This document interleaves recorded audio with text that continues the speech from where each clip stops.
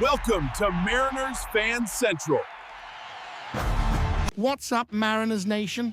I'm your host here at Mariners Fan Central, and today I'm bringing you an absolute breaking news story and exclusive insight that will reshape our infield for the upcoming season. Get ready for a precise, detailed analysis delivered in the reliable style you trust.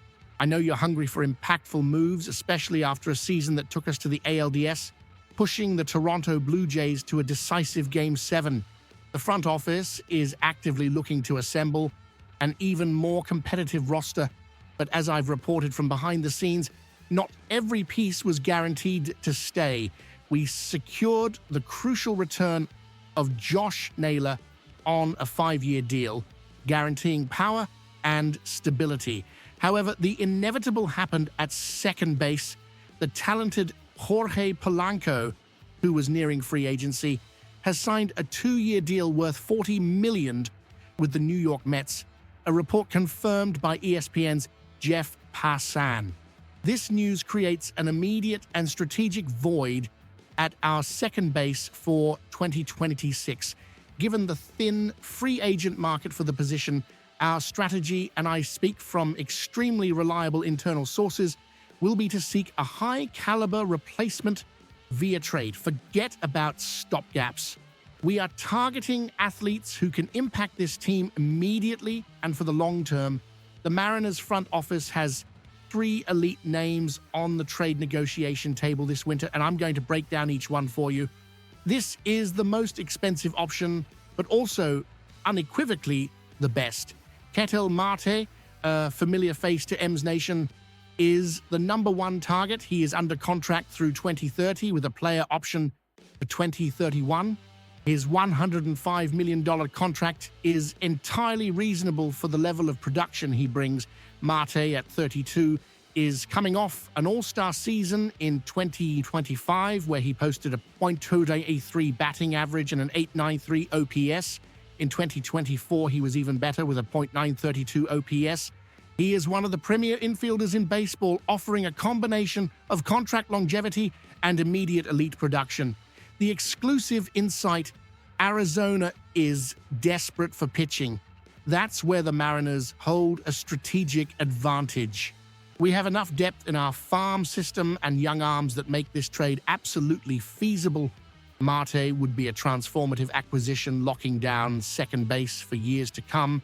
If the search is for a balance between cost and defense, the lefty-hitting eye Brendan Donovan of the St. Louis Cardinals is the name. At 29 and under contract through 2027, he is significantly cheaper both in terms of trade cost and salary. While his .755 OPS is lower than Marte's, Donovan is a superior defender and a solid contact hitter with a .287 average. The key takeaway: Donovan is a Gold Glove winner and offers positional flexibility to play the outfield if needed.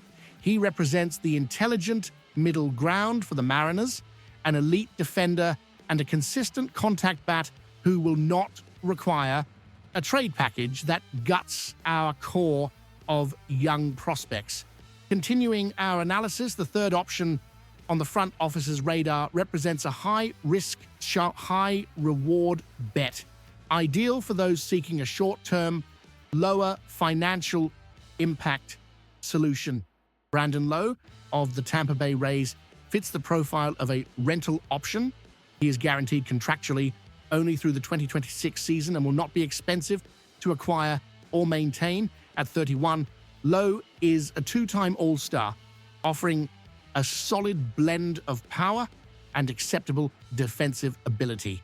The performance fluctuation: Lowe had a spectacular first half of 2025, hitting .272 with an .811 OPS, 19 home runs, and 50 RBIs before the All-Star break.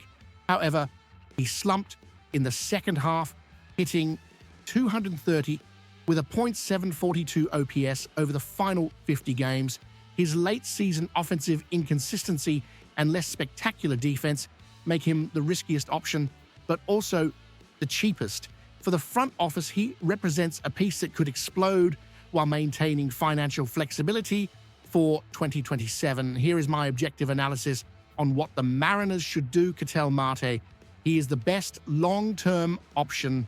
He brings all-star stability and a contract that aligns perfectly with the team's competitive window.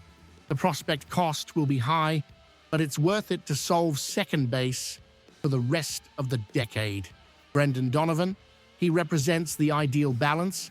He is an elite defender, a reliable contact hitter, comes at a moderate cost, and is under team control past 2026. He addresses the immediate need without draining the farm system. Brandon Lowe, the short-term play, ideal if the front office decides to retain their top prospects and pursue a bigger name in next year's free agency. He carries risk due to the late season production drop. My exclusive verdict, while the dream of bringing Ketel Marte back is tempting, my gut feeling and analysis of the front office's long-term strategy lean toward Brendan Donovan. He offers exceptional value, elite defense, and a contract that buys us time for the development of Colt Emerson, who is a great prospect but not quite ready for the big show.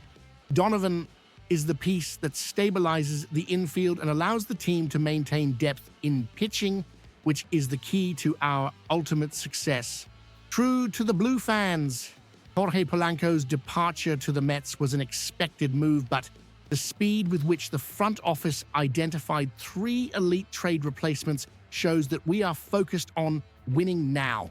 The decision between the all-star talent of Marte, the gold glove of Donovan, and the power of Lowe will be the most crucial move this winter. I want your opinion. Which of these 3 options, Ketel Marte, Brendan Donovan, or Brandon Lowe, would you acquire for the Seattle Mariners second base, and why? Drop your detailed analysis in the comments below.